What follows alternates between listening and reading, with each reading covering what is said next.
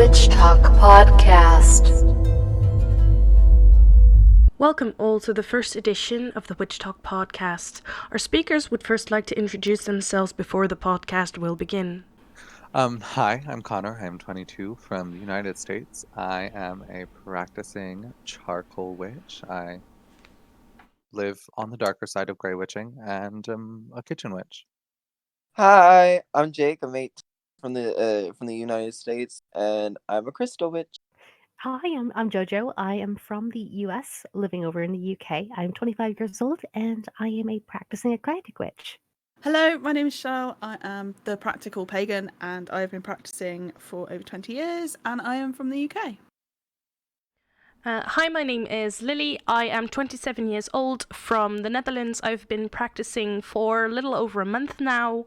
Hello and welcome. Today we are going to start our podcast with an interview of the Practical Pagan, the lovely lady who has made our Discord and brought this group all together. After that, we are going to talk about some misconceptions about witchcraft, followed by a discussion, debate about hexing.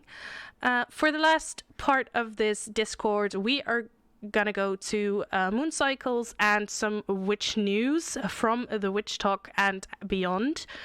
So let's start with the interview. Jojo, this is yours. Thank you so much, Lily. So we've got with us today, we've got the Practical Pagan, also known as Shell. Many of us knew her or found her from TikTok videos. A lot of us newbie witches. We have her on today we thought it'd be great just to have her on as the very first guest to just ask some basic questions and really find out what it's all about. So, Shell, what drove you to start a Discord for witches, and why did you put it on TikTok for all of us crazy people to join? First of all, can I say I'm sorry? And second of all, I will answer that with I kind of wanted a central place to talk to people. TikTok, the max you can get is 60 seconds, and most information takes a little bit longer than 60 seconds. And it'd be nice to get everybody together just to have a chat, and some people are better at certain things than others, and so that's why I did the Discord. It's amazing, absolutely, and the community has grown so quickly since you've put this out. This only started a couple of weeks ago, but are we already past the 200 mark, or just getting to the 200 mark on the Discord? Not yet. We're at 175, I believe. Oh my lord. 175. Yeah, see, it's amazing. So, because it's been growing so rapidly, what's something in this future in this group that's actually surprised you? Just from the speed in which it has grown has been the most surprising. I expected maybe maximum 50 people, but yeah, it's a little bit mad. And just like the variety of people as well. I know Lily's been doing a world map of where everybody's come from, and it's nearly coloured in. It's so shocking. It's amazing and bonkers and lovely at all the same time. Yes, so far I believe we have 21 countries. Wow. Yes. So if you want to see this map, join our Discord and make it larger. Get more countries in here, because I want to know about all cultures. Yeah, and with this huge community, you can see that you've already reached out. There's so many places of people that have already come into this group, and they're all learning from each other, and which is absolutely amazing. I mean, with this group, are you planning on doing anything for the community in the future? Are there any events or any types of group ideas that you might be thinking about? Because it's kind of gone so quickly, nothing. So I didn't really have anything planned. And I still don't. But if anybody's got any ideas, I'm open to hearing them. I'm curious to see what everybody else is going to do. I mean, you guys started this Witchtok podcast from it, which is so cool. And I'm just going to, if you guys got any ideas, just crack on. Awesome. And anyone listening, if you have any ideas, jump into our Discord, have a chat with us. We have a suggestions or ask questions channel as well, so they can always chuck them in there, and we can have a look and see what Shell would like of them, or what you would like of them, of course. To the fun stuff. So just a little bit about you. I mean, to find out who you are. I mean, how long have you been practicing for? I think we heard on the beginning over about 20 years. Over 20 years. I started taking it seriously when I was 13. But I kind of was interested for as long as I can remember. I think a lot of us are like that. You know, you always dressed up as the witch at Halloween and pretended you could do magic when you were a kid. So yeah, over 20 years. I'm getting old now. Oh no, it's wisdom and wine gets better with age, doesn't it? I think that's what we say to pretty much To old people, yeah, thanks. No, fine wine, right? Oh, so what really drew to you in the first place? Was it just something that you had seen, or was there someone else you had known that kind of kick-started you into it? Well, I was in and out of care as a kid. I don't mind people knowing that. And one of the foster parents I was living with, I was about 11 or 12. They used to go to the seaside every weekend, so I would do my homework at the seaside. It was amazing. And there was this lady that lived there all the time, and she wouldn't call herself a witch, but she taught me about the properties of seaweed and where to find wild food and, you know, little things like that. And so I was really interested in everything she could teach me. And she looked like a witch, like, you know, like I think we probably end up talking about this, but like the witches off the television, she looked like that. She was wearing like flowing clothes and things like that. And she really got me into it. And it just kind of went on from there. I did what I could, read what I could. A lot of the material available back then was very heavily Abrahamic religion influence, so Christianity and you know, that witches are evil and magic is a sin. And I didn't believe in Christianity, or I didn't believe in the Christian God, but I was still nervous because I didn't know anything different, and I was a child. So I kind of, you know, you read the fantasy novels, and I didn't have Harry Potter, unfortunately. But you read the fantasy novels, and there's people doing magic and things like that. And then and Terry Pratchett's novels as well with the witches. So I don't know if that answers your question, because that was totally rambling. But yeah, No, that's amazing.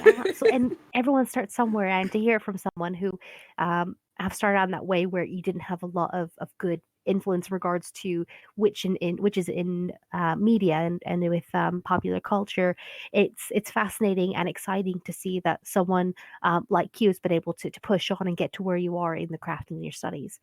I mean, when you first started, what was something that you wish you had known when you first started out? it's a lot of hard work. And I make no bones about that when anybody asks me. It's hard work. If you don't enjoy research, this isn't for you. If you don't enjoy looking through dusty old books, trying to read an archaic language with a Latin to English translation, this is not for you.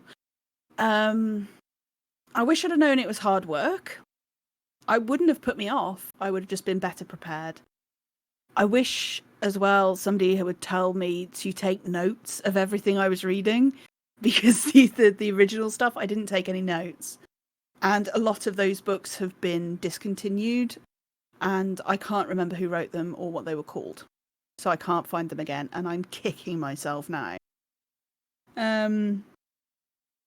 Moving on from the research thing, I mean, there's sort of like almost like a meme going around, witches tell you to research, and not every spirit or voice in your head that you meet is friendly. Not every spirit wants to help you. Then I hate to say this, but most of them are very selfish beings and are there to use you and your energy for their own purposes. They're not there to help you. And it makes me very worried when I see new witches going, "Oh, I went to Starbucks with Thor." No, that was not Thor. And I would be seriously worried about that.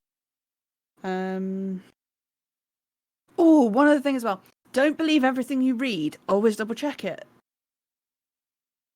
like one of the first proper witchy books that I managed to read when it came out was to ride a to ride a broomstick by Silver Ravenwolf, and I thought she was amazing until I read other books about Wicca, and then it came across as that she didn't know what she was doing, and it made me realize that authors have a bias, and that not everybody who writes about stuff has the goal to educate in mind, rather that they would just rather fill their bank account from a fad or a tradition, which is really sad. It would be really nice if everybody actually, wrote books to inform, but unfortunately, and especially in the witchy community, there's a lot of trash.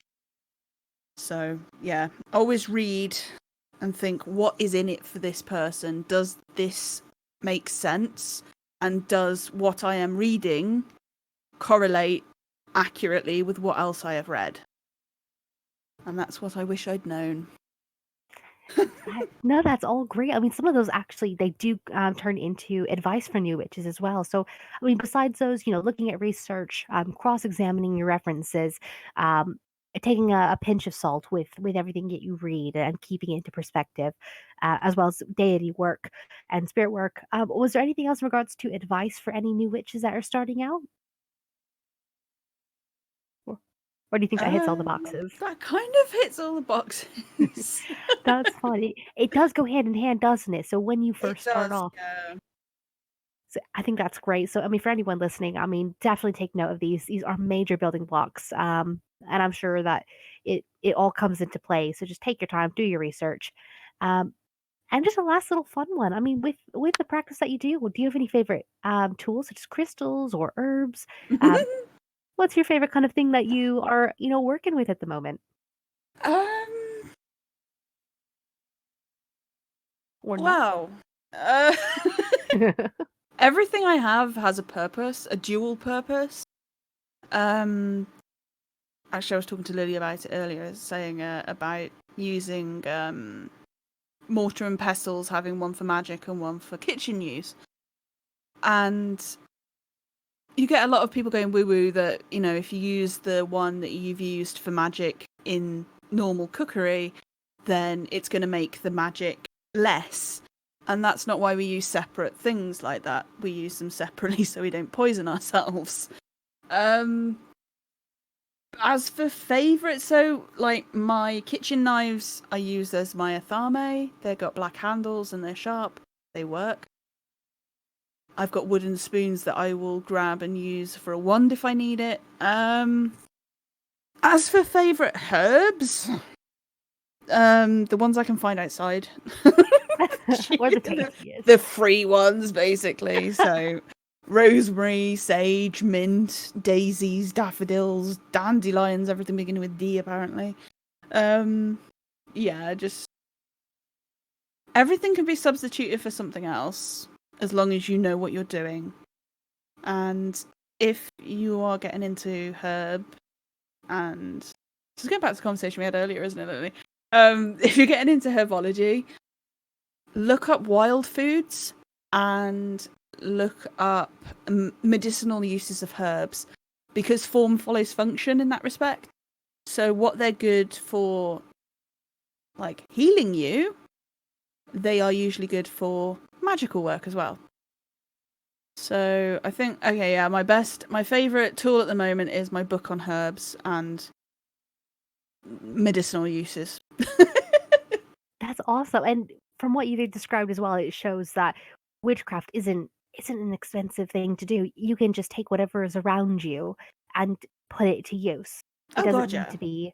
You don't need to go onto eBay and spend, or eBay, Etsy, and spend hundreds of dollars or pounds to get these items. You can just do it with basically anything that you've got. Yeah, well, witches years ago, the idea of little old lady in the cottage is kind of accurate. That's what they were. And they didn't have money. They couldn't go and spend all their money on, a nice shiny cauldron. They had an old pot that the blacksmith had whacked together for them. Or, a saucepan. And the cauldron wasn't just used for making potions. It was making food as well, stews. And a lot, I truly believe, and I don't have any empirical evidence and I haven't got any sources, this is my own personal belief, that using local things that you find yourself is 100% stronger and more magical than if you were to buy them from overseas. That's how I feel about, a lot of this kind of buy a spell bottle off eBay. It's no, don't do that. Make your own. Go outside, get the grass. Go and get the dandelions, go and harvest what you need to harvest.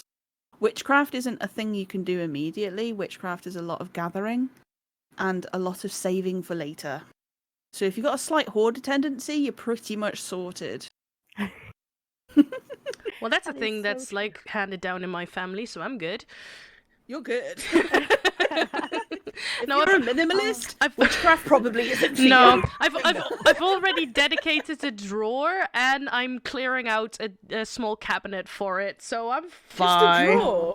Well, Jeez. it's a big case, so I'm starting out. It's okay. I've only been a month, and I've already have a dedicated drawer.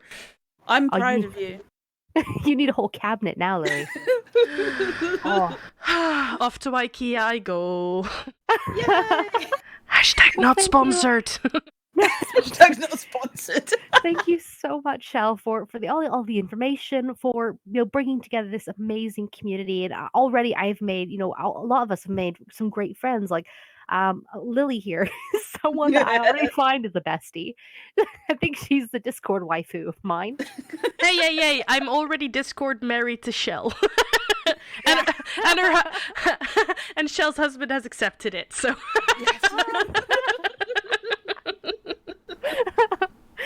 that's all fun and games, people, just so you know. Yeah. So silly. Yeah, thank you again, and obviously we'll hear from you more. And after this interview with the practical pagan, we move on to misconceptions about witchcraft and magic. Cool. So, when all of us are starting out in the craft, one of the big things that we come across are misconceptions, and that's something I thought would be really cool to highlight. Just grab a few and just kind of discuss it. One of the first ones we actually asked a bunch of people in the server was, what kind of misconceptions have they heard about witchcraft? The first one that I pulled out from them was, I've heard that witchcraft is innately evil and satanic. Where, I mean, from what we can see, I mean, a lot of it comes from media, doesn't it? I do see that. Also, not only like news stuff, but also TV videos, and generally people who are not informed and haven't read up on witchcraft in general. Yeah, absolutely. I mean, when you're thinking about it, I mean, when it comes to witches, what kind of movies or media comes to mind? I mean, immediately I think of Hocus Pocus. And, like, that's what people have in their mind, don't they? You've got those three witches that are coming after to eat your children. And also, which one was it? With the three witches with Jack Nicholson as the devil? I can't remember that name. I know there's Witches of Eastwick. I mean, Blair Witch Project. Oh, that was it. Witches of Eastwick. Oh, was it that one? Yeah, it was Witches of Eastwick, where one of the girls all of the girls get pregnant by the devil and get devil children, and they vanquish the devil and then raise his kids, and he still tries to like get them into his grasp or whatever. The witchy stuff some witchy stuff that they have in the movie is accurate, like making how potion making works with herbs and that sort of stuff. But yeah, the devil is a thing that is like totally made by Christians, because I have heard, not done any research on, but I've heard multiple people in the witch community say that witchcraft does not believe in the devil. That is a thing that is of Christian origin. It's definitely Abrahamic. Yeah. Mhm. Absolutely, and witchcraft can actually extend to all sorts of religions in and of themselves. But they do get a lot of bad rap from the big religions that say it is satanic. But because it's not in the religion, that's what they're prone to say. But it doesn't mean, I mean, there's still, I mean, people that practice witchcraft could be following Satanism. Or they might be following, there's some that even follow Christianity that practice witchcraft. But yeah, even in and of itself, it's its own practice. It's not, it gets a lot of bad rap for what it actually is and what it does mean to people. Yeah, because Well, okay, go Connor. and we can point out that despite all of this, the craft has been so prevalent and persistent that the Abrahamic religions especially have moved holidays and incorporated large chunks of these pagan beliefs into their belief systems. We look at Islam and we see the jinn and the deva is still prevalent because they absolutely could not get rid of it. We see holidays like Easter and Christmas all lining up with pagan festivals because getting rid of it was harder than just adopting them. And plus, I think that they also kept a lot of these holidays because they wanted more people to join their religions as well. It was basically a smoother transition from paganism into Christianity. Because, for instance, I visited the town of Bath in Britain, where there was an ancient church that's 1,000 years old, and it has an image on the front of a tree of life, which was told by one of the historians there was because they wanted pagans to come to church to follow the Christian religion instead of their own pagan religion. It was basically a ruse to get them into churches. Well, I mean, we can look as far as Ireland for how persistent these pagan beliefs were when a solid majority of the deities believed in by the Irish pagans became canonized and were literally made into saints by the Catholic Church in an attempt to convert people. And these deities were so persistent that the people literally would not let them go. And so the church inevitably just gave up and was like, fine, look, they're part of the church. Ta-da. Yes. This No, happens in. Oh, sorry. Oh no, go for it. I was going to say this happens in England as well. It's usually natural water sources. So you have a lot of St. Bridget wells, which were Christianized and taken over from the pagans who were using them as obviously water sources, but as special sacred areas. And Christianity came along and said, well, we're taking that now. We're going to dedicate it to St. Bridget. And Exactly. And like that's totally exactly what I'm talking about. We can even look to the folk stories of the locality. We look at the story of the children of Lear, which is a Christian conversion story of the three children of King Lear or Manan Mac Lear, who was like one of the last kings of the fair folk before they sort of secluded themselves into the mounds. And we can see a portrayal of a witch in Lear's wife and stepmother to the children, the three children, in the name of Aoife. And she curses the three children to be swans. Short summary of the story: they basically travel around Ireland for years and years and years until they are befriended by a good Christian monk. And basically the story ends with them converting to Christianity and getting their human forms back. But this is there's the a kind lot of of thing. stories like that, isn't there, really? Oh yeah, exactly. But Christianity comes along and saves the day. well, exactly. Like Hmm. but these stories are still so founded in the lore and beliefs of the pre-Christian native people that Yeah. they're literally inseparable. Cannot be done away with, no matter how hard the church tries. Oh yeah, absolutely. And Christianity itself does derive a lot, have derived stories that we know today, like the story of the Great Flood. with Noah, the Epic of Gilgamesh, which is a writing that took place over 1,000 years ago, described this flood, but in Babylonian times and under with Babylonian gods and deities. So it shows that all religions do pull from something, and obviously Christianity is one that isn't apart from the rest. But there's so many things that they have just pooled, but then turn around and give it a bad rap. Like, we just had a couple birthdays go by. What's one thing that everyone does? They put a candle on a birthday cake, make a wish, and blow it out, right? Mm-hmm. That's not pagan. No, of course No. No. It's You not. know. It's not an awesome meme. I might put that one on screen, the Morticia Adams one. Oh yeah. Morticia Addams. Yeah, but yeah. Shall we go on to one of the next topics of conversation?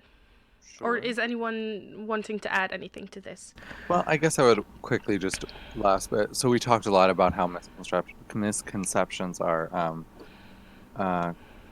perpetuated by media, but it's a lot of visual media, it's a lot of your TV, it's a lot of your movies. But you can go to books, even very recently written books, and there are a lot more varieties of portrayals of witches and pagans and magic and practice.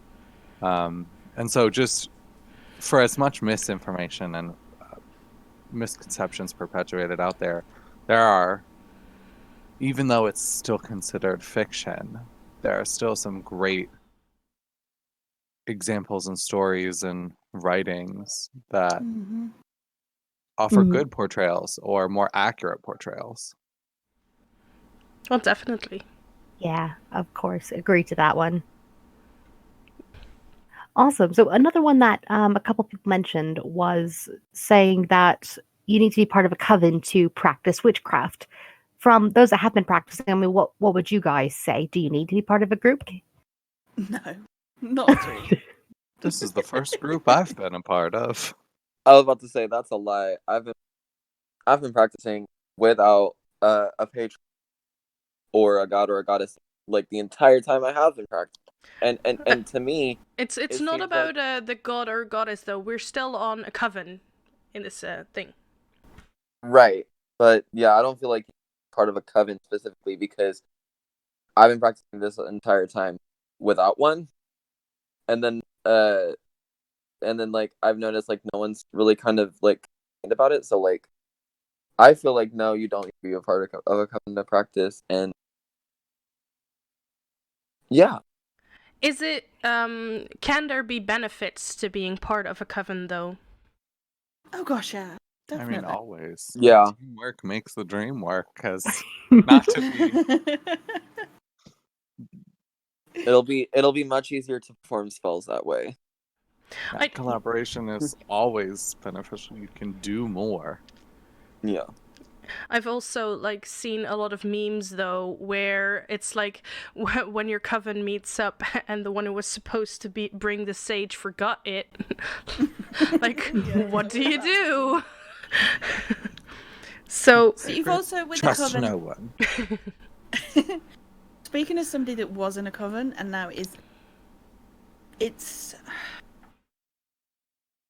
there's two sides to every story. In one respect, yeah, it's brilliant being in a coven and you know,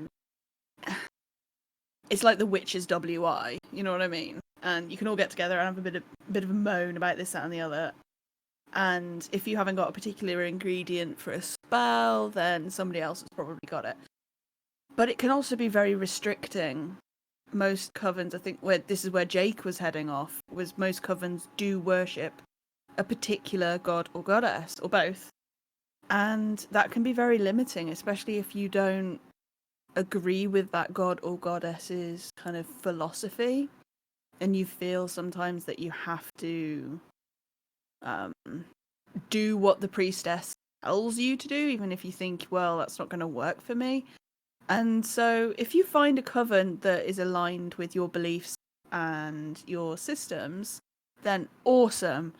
But if you find like a generic coven that isn't, then it can be quite limiting. Yeah, because that's also a problem, because that is why I haven't really started practicing witchcraft, is up because I couldn't find anyone that could help me, and I didn't know where to start. But if you then have, it's hard to find even one coven in your area. Like, how are you gonna find one that fits, that isn't 100 miles away, for you to be able to fit with it? Like, I couldn't even find one. How are you gonna, if there are specific patron gods that they adhere to, or if they have beliefs that you don't want to follow or are not your path, then how are you gonna do that? It's very difficult. Mm-hmm. And therein lies the rub. You either settle, create one yourself, or you stay solo and just join up with people to do larger spells and then break away, which I think is what most people are doing now. Is they're like, okay, we need to do this particular spell. By myself, it's not going to work as well if I have somebody else. So you go onto the internet, into certain groups, and you meet people and you say, okay, we need to do this together. Would you like to do it with me? You get together, you do that, and then you just carry on and go your own way, which I think is good. See, a coven years ago used to be like a club for witches. It wasn't really anything else. It did big stuff, and it was a way of kind of meeting people. But with the internet, I think it's different now. Yeah. Well, and maybe this is just a weirdness to me, but I often find that even my non-witchy friends can be, I don't want to say used, because that seems like I'm taking advantage, but like their thoughts, their intentions can be utilized for bigger works. I know I've definitely, and this might lead us into our next debate on hexes and whatnot, but I've definitely used the intentions of others to maybe throw some karma the way of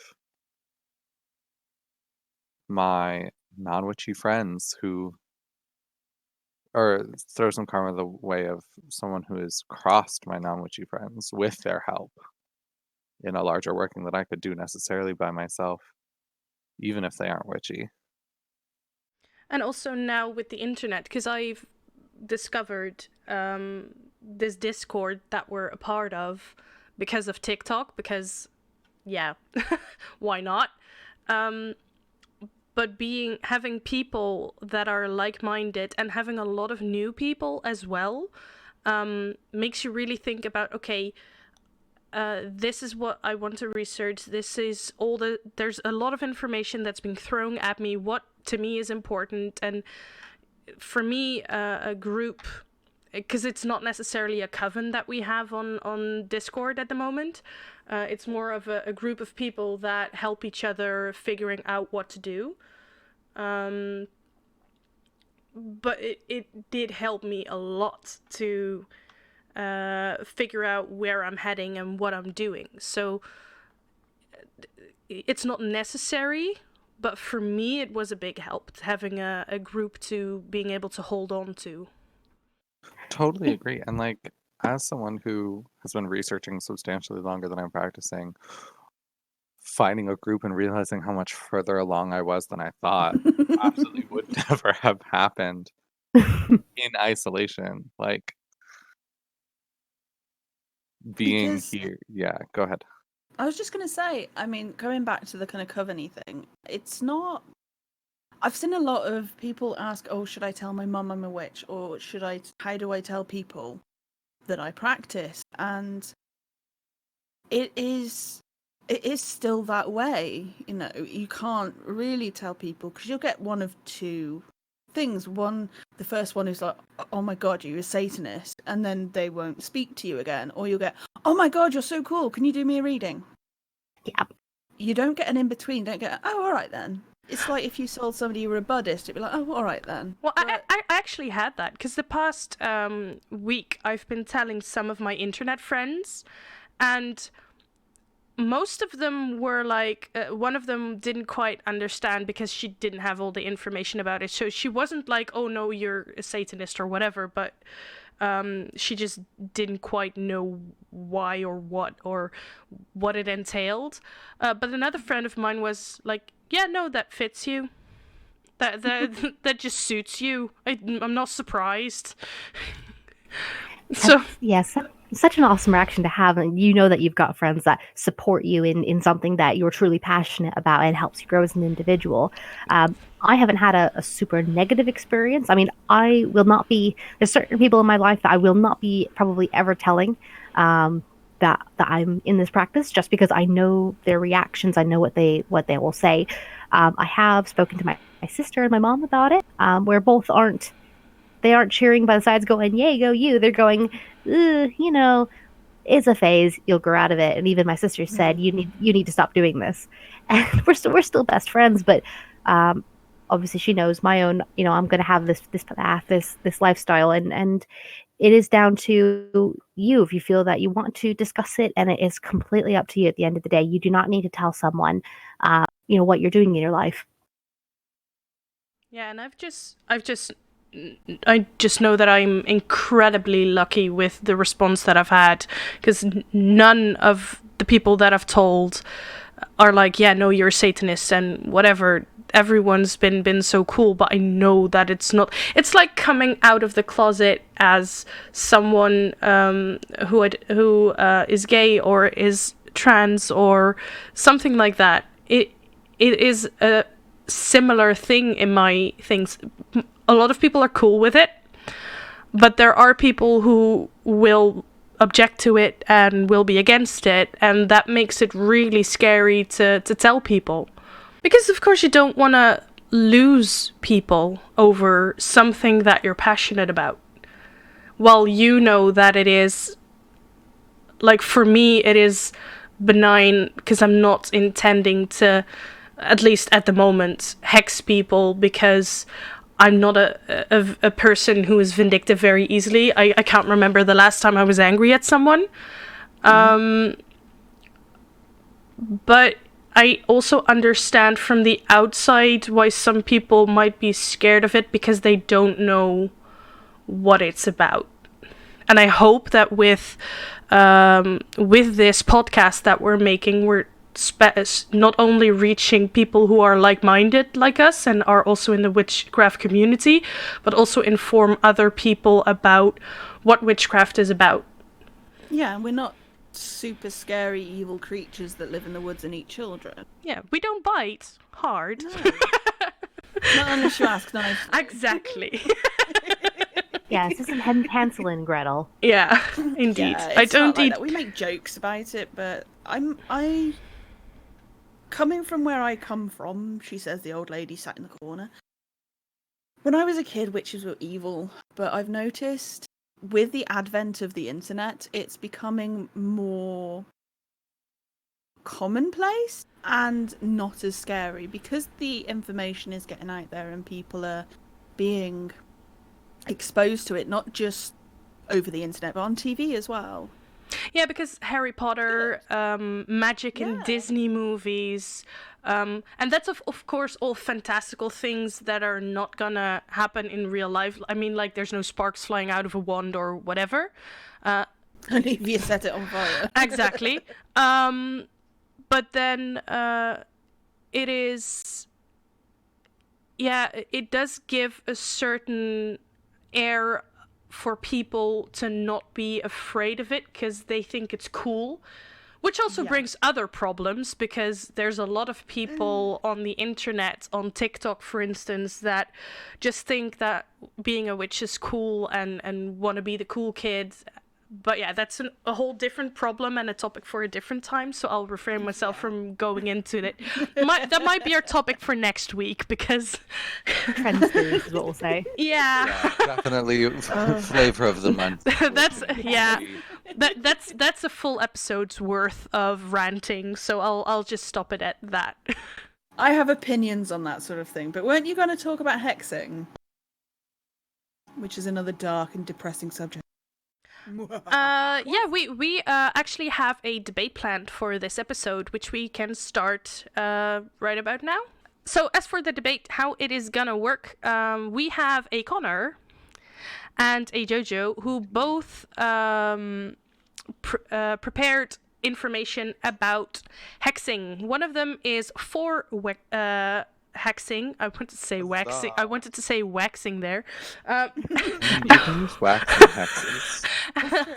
And I wanted, and the other is against hexing. The for gets 10 minutes. The against gets 10 minutes. But we have a free talk section after that, so it doesn't take too long.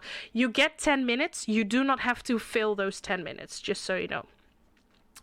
So for the for, we have Conor, who I am gonna set a timer for, because you can stop earlier than those 10 minutes, but no longer than the 10 minutes. So Absolutely.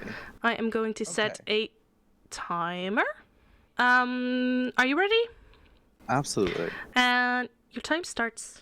So, I guess I will start off with, hexes is a very, very, very broad term. You can do anything. It can be anything from minor annoyances like make someone's life a little more inconvenient for a little bit. Stuff like that has very little cost. And of course, everything in hexing and the craft as a whole is checks and balances, laws of conservation, and all that jazz. You never get something for nothing. I sort of break it down for myself into 3 different categories. You have karmic work, which is hastening the karma coming to people.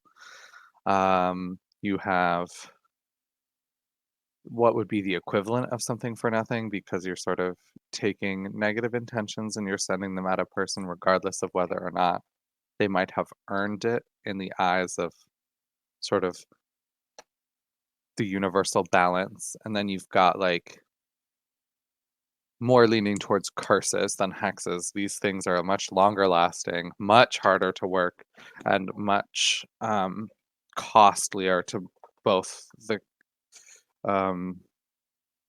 caster and the recipient.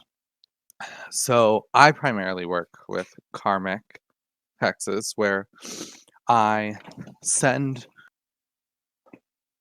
my will out through whatever I decide to use for the hex, and sort of whatever stored up karmic balance is set at the person and myself, sort of inflicts its way to them. So should someone have lots of negative karma built up, the more negative karma, the worse it will be for you. However, if I don't have my plate balanced, that can wing back at me. If I have negative karma coming towards me, it can reduce the effectiveness of the hex, or should there be enough of it, it can completely rebound it. On the contrast, however, should I have good karma coming my way, it can increase the efficacy of this. And being that this is my primary work, I see nothing wrong with it, as it is sort of just helping people get their comeuppance, if you will. Not that I'm against any of the other stuff, I just practice it substantially more sparingly, as one, it is both costlier to me and can have greater repercussions, sort of, for people adjacent to both myself and the target. With hexing, as with any practice, you just need to be careful about what you're doing, make sure your intentions are clear and well reasoned. And even if you're trying to be petty, make sure you're being petty for true reasons rather than false reasons. Otherwise, you can wind up in a world of hurt. As with any practice, it's neither good nor bad. It's all in how you use it. Yes, this can have more quote unquote negative impacts, but that can be any spell that is handled incorrectly, or sort of any act in the universe can do this. Okay, great. So yeah, that's sort of my take on it. I would love to hear from Jojo on the counter, whenever she's ready. Awesome, thank you. Let Connor me does- restart the timer. Just a second. Doing this professionally. Okay, go. Cool. Yeah. So I mean, you raised a lot of great points in regards to why people hex and why they put it in part of their craft.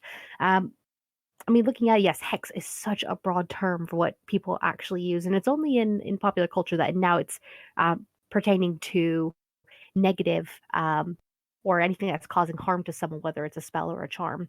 Now, with not hexing and kind of going against why people should lean away towards that, there's a lot of conflict about the beliefs of like the threefold law, which that in and of itself, that's more of a term that was derived, I think, from Gardner, I believe it was, where it was first started to, where if you do something, it'll come back to you threefold. Not everyone believes that, but a main one that a lot of people do look at is the principle of cause and effect, which is the karma that we're all looking at. So for every action, there's opposite equal reaction. I'm sure we've all heard that throughout all of our lives in science class. If you put some sort of intent into the world, it may come back to you, but if you don't do it right, it may come back negatively. So some of the issues that we look at when it comes to hexing someone else, it's working with energy, so willingly harm someone that risks a chance it'll come back onto the sender. So are these people going to be going so far it affects someone else's life? Is it right morally that you step across and put your will onto someone else? Again, when you look at it from that direction, it may not seem all that clear, but it's all gray. It's not a black and white thing that I found surprising during this. One thing as well that I found was kind of interesting is that when we talk about hexing someone, does that start to portray a negative reputation on the community of the craft? Is that sending the wrong message, or what kind of message is it intending to send? So that's pretty much what I've got on it. The more I looked into it, the harder it was to really put a hard no on hexing, because in the belief of like these beliefs of the threefold law, do no harm, you can't truly harm or not harm anyone. Like, say, if you do a money spell, then you might actually be taking an opportunity away from someone else. Or if you tell someone that you won't go out to dinner, you might hurt their feelings. All of it is subjective as well. So that's pretty much where I've gotten on it. I mean, what would you guys think going into the discussion bit? Yes. Timer Yeah, I stopped. think we're much more in agreement than I was expecting on this as someone who is very Like, pro, but you sort of highlight exactly why my stance is the way it is. It's that yeah. anything I can do can unwittingly bring misfortune. Like Mhm. any opportunity I get is an opportunity that someone else doesn't. And it's sort of just the manifestation of that into a more pointed and directed will that I find hexing to be. And as someone who leans heavily towards the darker side of grey witchery, I am not an altruist by any standard, Mhm. but I'm also not just out here, and I don't think anyone is at all, like, just out here hexing people willy-nilly for the fun of it, like, "Oh, yes, I'm bored, let's hex someone's entire bloodline." Like, that isn't a thing, and I feel like when the hexing debate is brought up, that's often the stance that, anti-hexers, if you will, uh, take. It's that extreme, like, not actually looking at what people really do that I take umbrage with. What I have noticed though is that a lot of the people who are the younger witches do tend to go for hexes. Because that is the cool thing to do, of course, just to be like a devil's advocate and interject something into the conversation. I have seen this happen on TikTok a lot, like new witches trying out stuff without the proper protections and just trying to hex whatever and everyone around them that annoys them, without knowing what they're doing. Yeah, and that, again, this sort of goes back to why is hexing any different from anything else in the world? Like, if you don't do something carefully, you can get hurt. If you don't know how to swim and you're jumping into the pool because it looks fun and wet, you could drown. Like, and it's this sort of blame that's put on, like, yeah, people who do things before they're ready or before they have the know-how can get hurt and can hurt other people by accident. Like, there's a reason we have driver's licenses. There's a reason we train people before they can operate heavy machinery. And can I say there's no health and safety committee Exactly. in Magic? There's no lifeguards. If you mess No. up, on your own head be it. There's nobody there to save you. Well, but heaven forfend you mess up so catastrophically that you bring hellfire and brimstone, pardon the hyperbole and the It's okay. turn of phrase, because we don't actually do that. That's not what witching is about. I suppose the only saving grace with that is baby witches are not strong enough to do that. That's Yes, the only that is- saving grace. Plus, They can still seriously mess their own life up. Oh, yeah. But the thing is that they can't really hurt anyone also because a lot of the witches that are in the community that have spent like years and years practicing have proper protections in place, and are not likely to be hurt by that. So just know that if you're a new witch and you're trying to hex like an older witch that you disagree with, or whatever your fancy is that day, sorry that I say it a little bit degrading, but Kind of accurate. yeah. Yeah, back to the problem with flavor of the month. Yeah. witching. That is a problem, but yeah, it's gonna be the problem of the caster because it most likely will backfire. Yeah. Well, Very and just much. like the number of times I've heard itty bitty baby witches be like, oh, my mom annoyed me. She took away my phone. Whatever. And just, I'm gonna hex her. Like, one, good luck. You're not gonna do well with it. Two, that's your mother. You live with her. That will impact you. Oh, mom has a bad day, burns dinner, and now You no don't one has good food. Great. Yeah. Congratulations. Oh, You sure showed her, young one. yeah, exactly. So, spheres of influence, you got to be How's that ramen tasting about now? Ramen, exactly dry toast. dry. Well, no, careful with dry toast. That is a fire hazard.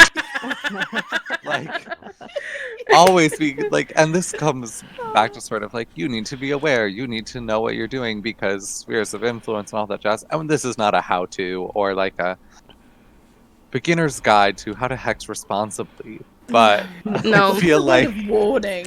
Yeah, it's just like know what you're doing before you do it. And be Exactly. responsible. Yeah. And it's, as with anything, like I see there's some baby witches in our community that we have pulled this lovely group together from that are who, well, it may not be hexing, it's deity work, which is twice as terrifying. Thank you. Yeah, that can go wrong a lot quicker than hex. Exactly, because So you're dealing quickly. with active oppositional will that can end very poorly if you don't realize. Like, I've seen witches who are like, oh, I think this one and this one and this one are trying to contact me, and like all they're doing is pendulum work, and I'm sitting there going, haha, you're in danger. Like, Insert Ralph Wiggum. oh, exactly. Like, 100% though. Yeah. They are in danger completely. Oh, one of the best My quotes. issue is they don't. Can I just say that they don't read the sagas? They don't read the myths. And they're like, oh, I like the sound of Loki. Let's invoke Loki. Yeah, have fun with Loki. Yeah, Loki Crack on, child. Loki was so cool in the Marvel movies. I want him to be my deity. That's the problem. Yeah. well, and it's not even the invocation of specific less than altruistic deities. It's that I'm seeing people like, oh yeah, I'm working with this god and this god, and I'm like, you have no idea that that is the case, darling. Like, Yeah, or like a witch that is, because I've been practicing not a long time. I've been interested a very long time, but I've started at the beginning because this is recorded during the COVID quarantine. Oh yes, we need to Yeah, this is day 45. I've started at the beginning of this quarantine. Like actively practicing. I've listened to the elders and have researched. I've done no magic whatsoever. I've not done a spell. I've not done deity work. I've done nothing. I've just researched. Okay, these are the things that I have. These are ways to protect myself. These are ways to make sure that I know what I'm doing. What was my point with this? But yeah, I'm learning before I do, and that is just the younglings don't read anymore. And because I was a student teacher at one point. That is also a thing that I think is like an epidemic in schools. Kids don't read these days. Because they don't want to put in the work, and that's also to do with social media, instant gratification. They want everything now, and they don't think about the repercussions of what happens if I don't, or if they don't read up on stuff. Absolutely. And sitting down and reading, actually, just sitting down and reading a book is so hard now. Like, it's not something I can even do. I had to struggle to sit and read through these books to do my studies. But you're right, it's a lot of the young ones where they're able to just get the knowledge straight like that, but don't take any time to absorb it or to process it. Yeah. Or don't read it carefully enough, and just are like, okay, yeah, that's fine, and now I can do like a hex, or now I can do a spell, or I know what I'm doing because I've seen the Marvel movies. Yeah. well, No. Watch the TikTok. Yeah, and, exactly. and not that we're sitting here just bashing on the attention span of the youth. No. 'Cause, like, you don't need a long attention span to do research. You can do it in short bursts. That's Yeah. how I do it. Gosh. Same. Yeah, I do like I do half an hour a day. If But sort all. of- Just to, sit like- down and literally do it, though. It's not the thing. I know a lot of people come to research and think, oh, okay, so I need this book, and this book. No, you don't. Nope. Or I need to sit down for 3 hours with a notepad and, a mug of cocoa, and I'll just need to do this all night. No, you don't. If you want to do a spell, look at a spell. You found the spell on the internet. Brilliant. So it's calling for rose petals, moon water, and sage. All right? Okay, one of the really basic spells. So then research in bits that way. So you want to do that spell. Yeah, why use Great. rose petals? Yeah, Why research use why. sage? Why use moon water? Yeah. And as you're researching, you'll find out different ways you can maybe tweak the spell, or Make it more you will learn. powerful, or how to protect yourself, or Exactly. You want to do the spell, fantastic. Use that motivation to research why it worked. yeah. And then put that in your book of shadows. Sage, okay, it does this, this, and this, and this. Yeah. Oh, and talking on a book of shadows, because that's the thing that's discussed a lot as well. It can be a binder with loose leaf paper that you put in. It can be post-it notes that you write stuff on and that you keep and then later scribble in a diary. It doesn't have to be a big fancy book. You can write it on Mine's whatever scrap you want. paper. Yeah. Exactly. Most of my book of shadows is scrap paper held together with those little toggly things. Yeah. Or a stapler. Yeah, my book of shadows is a old 5-star notebook that's so tattered that I. But I Mine's bet a you know Google everything Doc. in it, though. Yeah, Yeah. Google Docs Yeah, as well. Brilliant. Yeah, like literally, Google Docs is a good way to write a book of shadows too. You can always write it on the way. Don't be an You eclectic. call yourself Don't be an eclectic witch. Be an electric witch. I was gonna say the old term is techno-pagan. Ooh. Techno-pagan. Can we bring that Yes. back? Yeah. Can we bring that let's back, bring please? that back. Put some music behind it. Does that mean I can adapt my charcoal witching with the addition of sort of electricity and techno to be death metal witch? Ooh. Yes. But we've gotten a little bit sidetracked. So Yes. I We just, have a little. maybe to bring it back to sort of dangers of deity work, which I know is not a topic of discussion. But, Yeah, it's a good topic, so I don't mind. well, exactly, and It maybe does follow on from a hexing. proposition for a debate for next time would be working with the Fae, which is one of the Oof. main hazards in deity work. And Mm-hmm. as someone, It's a joy as well, though. no, it is. As someone who has worked with the Fae, you need to do lots of research. Weird witching, lots of research. Yeah, That's we're it. If you don't like research, Yeah. you're not going to be a very good witch. and some people will what we're talking about now and the way we talked about it, we will call this gatekeeping. I just want to say this is not gatekeeping. This is trying to make people see what is common sense in working with something that you don't know about. We don't say don't do it. We say do it safely and know what you're doing, and that takes a lot of work and a lot of research. Well, It's called hex lines. education. I mean, with deity work, I mean, one of our elders actually in the Discord said it best during one of the chats. He said, deity work can be like standing under a waterfall with your mouth open because you're thirsty. Yeah. That was a really good way of doing it. Yeah. If you really want to get into talking to spirits and using and working with, if you want a buddy, don't go into deity work. They're not your buddy. They think you're ants. You're an ant to them. Do you pay special attention to that little ant that's waving at you? No, you don't even notice it. Or so if you you're want a lucky- buddy, look into ancestor research. Yeah. Research ancestors. Well, and if you're lucky, you might evolve from ant to garden trowel. Like, You may do that. because yes, often we are mere ants, we are insignificant and nothing, but sometimes we can be useful tools. Yes. Exactly. But understand that you are actually a tool. You're not friends. Oh, You're no, useful. no. And that is it. You like that kind of relationship, then you may need to see some counselor or something. Well, but that being said, But I yeah. guess it depends if you feel fulfilled from it. yeah, like as someone who works with someone I- as a tool, I quite like it. It serves my own ends as well. And I think that's like being That's the selfish in your important- deity work is okay. It can hell be yeah. safe to do like that can be a safer track. Yeah. Like know what you need and want to get out of it.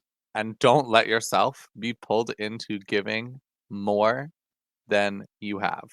Definitely. Yeah. And on that note, Yeah. I want to round this topic off. Alrighty, so right now is going to be the astrology and moon cycle, maybe some little news things with me. So as everyone knows, the new moon was Wednesday, April 22nd. It was a great night to make some moon water. I personally made myself some moon water. And now here's next month's astro forecast. So Friday, April 30th is going to be the first quarter. And then about 8 days after that, actually no, it's going to be 6 days after that. On Thursday, May the 7th is going to be the full moon. And it's a great if you don't have any moon water, this is going to be a great night for you to make some. I'm probably going to set my moon water out to strengthen that night. A week from that is going to be the last quarter. And then Friday, May 22nd is going to be May's new moon. Again, another great night to make moon water. And then lastly, Friday, May 29th is the first quarter. And then news. Ding, ding, ding, ding, ding. All right, so there might be hexing going around. Maybe. But what's the scoop? I might have the answers. Leah Renee has posted on her TikTok about hexing someone in her personal life. She only has like 300 or so followers, but like, what do y'all think's gonna go down? Comment down below your opinions. And then witchy tips, my personal favorite section. Table salt works for salts. If you need salt for a spell, table salt can be used, and tap water can be used. Thank you guys for listening to the first edition of the Witchtok Podcast. We hope to make many, many more of these. So for today, we'll be signing off. Thank you from Conor, Jake, Jojo, the Practical Pagan, Michelle, and myself. And we'll see you guys in the next one. Bye! Bye. Thanks for listening to the Witchtok Podcast. If you enjoyed, press the like button and leave a comment. Don't forget to subscribe and hit the notification bell to be kept up to date with new episodes.